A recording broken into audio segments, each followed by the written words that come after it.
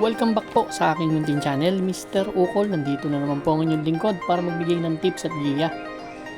Para naman po sa araw ng linggo, April 12, 2026. Yan, last day ng EJC ngayong linggo. Then next week is MMTCA na, Metro Turf na. Meron tayong 8 races po, alas 3 ang start ng karera, no? Bati tayo. Shoutout po, maraming salamat Doc Nab, kay Kuya Buboy, Nab Semilla, Kuya Buboy, Boss RB, yan, si Danilo Tirado, Fernan Mijares, shoutout sa inyo. Shoutout din kay Joel Bandolin, at shoutout kay Ate Tess dyan sa Double Rock OTV, binabati ka ni Gilbert Nono. Shoutout din dyan sa mga mananaya dyan sa Double Rock OTV, kay Benito Ong ng Palawan, at binabati niya rin yung Bagbag OTV. Maraming salamat din dyan sa Bagbag OTV, no? Artemio Bobadilla, shout out sa inyo lahat. Start na po tayo. Race number 1, ito po yung ating first Pick 6 event, cover races 1 to 6. Alas 3 ang start, 8 karera tayo. We have 7 entries but 6 in betting options lang. 1,400 meters distansya, 3-year-old and above maiden race placers tong grupo na to. First choice ko si Watch Me Now sa kay ni Jeff Tagulaw. Buenas na hinete ito si Jeff. Kakatakbo lang nito ng nubaturan niya, no? Last March 28 lang. Segundo lang dumating to kay Golden Showtime. Nagdala ng 1.16 pero may tulid tong kabayo na to. Kayang umeri ng 2.23 na nakaraan eh. Tingin ko pwedeng magdala ng bandera. Puro deremate yung kalaban. Baka makatapos. Second choice ko na rin, number 7, si No Quit. Ito, nagpipick up pa ng condition to. Dating malakas na may mati to. Huling takbo nito, last March 28 din, no? Tersero lang dumating, kila Balisong, kila You Can Bet On Me. Nagdala ng 128.4, same rider ang sasakay. Yan ang aking second choice. Kung may mga kursunada kayo, si Darley Bell, malakas din may mati yan, ha? Pero dalawa lang muna ako dito. Race number 1, first choice number 5, Watch Bell. Second choice po number 7, No Quit. Good luck po. Race number 2 na po tayo, bayan karista. Winner take all event, covers races 2 to 8. Kaisa-isang winner take all natin. Meron tayong 9 entries, 8 in betting options lang. Distansya 1,400 meters distance, 42 to 56 split na grupo. Ang first choice ko po dito, entry number 3 and 3 to si Gray Factor. Medyo galing kasi sa matataas na laban ngayon. Parang medyo boba ng konti lang. Last March 28, kila Bantay Sarado tumakbo yan. Pang-apat dumating, tala na 128.6.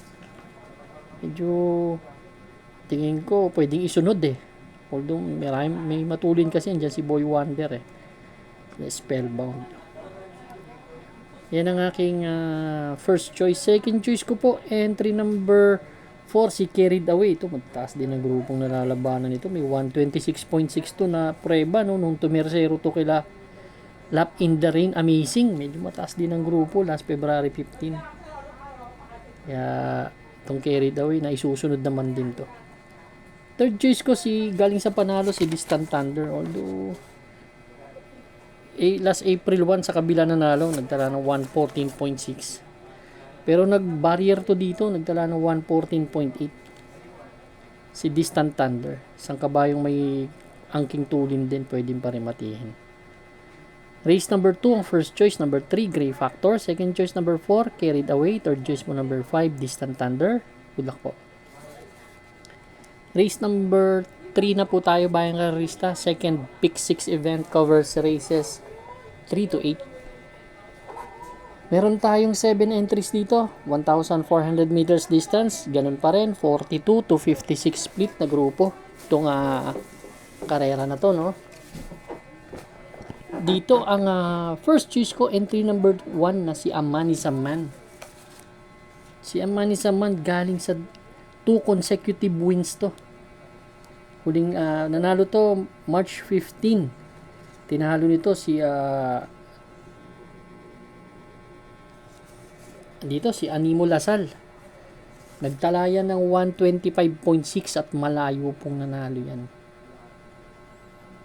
Then nanalo rin po yan last March 25 lang. Si Queen Gabin tinalo yan. Kahit maiksi po, nanalo yan. Si Aman Saman, 111.8 po. Same rider din ang sasakay. Si Pabs Caballero. Actually, gamay na gamay. Second choice ko, yung nakikita kong babandera, si Money for Gabriel. Sakay po ni John Alvin Guse. Last March 28, tumakbo to dito kila Modern Legacy. Kila Graceful Gift, pang-apat lang dumating, no? Pero change jockey siya from JA Guse to JPA Guse to John Alvin Guse na. May 126.4 din naman yan. Siguro magbibigay akong third choice. Baka magbakbakan sa harap yung 1 and 2, no? Si Animo Lasal, may angkin tulin din kasi to. Giant killer din naman tong kabayo na to. Pang long shot ko lang. Race number 3, ang first choice number 1, Aman Saman. Second choice number 2, Money for Gabriel. Third choice po number 7, Animo Lasal. Good luck po. Race number 4 na po tayo, bayang karista. Ito naman po yung ating Pick 5 event. Covers races 4 to 8. Ito isang magandang karera din, no? 8 entries, 1,400 meters distance, 42 to 56 split na grupo. Ang top choice ko dito, yung Borderline. Actually, matataas ang grupo talaga na nilalabanan nito ni Borderline. Last March 27, segundo to kay Fields Amor. Halos dalawa lang sila naglaban doon. Nagtala ng 112.2. Actually, bitin yung remate nito. May tulin din to nung nakakasabay sa harap to. Kaya, tapos may remate pa. Kaya, gusto ko tong kabayo na to sa laban na to. Sosolohin ko po ito, entry number 5, Borderline. Kung may mga kursunada kayo, dagdag lang tayo. Good luck po, bayang kararista. Race number 5 na po tayo, bayang kararista. Pick 4 event, covers races 5 to 8. 6 entries tayo dito, distansya 1,400 meters. 17 to 41 split. Mababa tayo ng grupo ngayon. First choice po, number 3, Peerless. Galing sa panalo to, last March 29 lang, ha. Si Sky Magic tinalo to, 128.4. Ang tinala. Tingin ko, itong kabayo na to, kondisyon naman. Kaya gustong gusto ko dito sa laban na to. Second choice ko na rin si Mr. Von na may 129 sa 1,400 meters. Isang malakas din na rumimating kabayo. Third choice ko, number 5, Quincy. Isang dibandera naman. Kumuha naman ako ng isang dibandera. Baka magkabigayan sa harap, magantayan sila, makachamba. Race number 5, first choice number 3, Peerless. Second choice number 4, Mr. Bon. Third choice number 5, Quincy. Good luck po. Race number 6 na po tayo, bayang karalista. Last extra double and last daily double plus 1. Meron tayong 7 entries, 1,400 meters na distansya. 42 to 56 split naman itong grupo na to.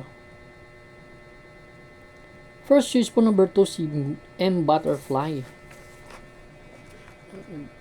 Galing sa panalo to. Unang takbo nito sa Metro Turf. Sa PJC nanalo agad. Kaya tingin ko mag-uumento pa si kabayo. Ganda kasi ng pruebang ginawa nito nakaraan. Last March 29. Si Lady Secret ang tinalo nito. Nagtala ng 125.8. Banderang tapos at napakalayo nanalo. Second choice ko yung Catbell na rin. Medyo nabababaan naman ako sa laban dito kay Catbell. May 125.2 rin yan sa 1,400 meters dito sa PJC. Race number 6, first choice number 2, M Butterfly. Second choice number 2, Catbell. Good luck po. Race number 7 na po tayo, bayang karista. The penultimate race. Meron tayong 8 entries but 7 in betting numbers lang. 1,400 meters distansya, 42 to 56 split yung grupo na to. First choice ko po number 3, Dream Girl. Yung Dream Girl, bagong baba sa laban, ano? Puro imported horse na magagaling ang nakakalaban ito. May best time to na 122.6 po. last December pa. Hindi basta-basta prueba yan ha. Siya po ang nanalo dyan. Tinalo niya si Longevity, sila Daily Burn, 122.6 po. Ang tinala ni Dream Girl. Kaya kung talagang nasa kondisyon tong kabayo na to dito sa laban, lamang sa akin to.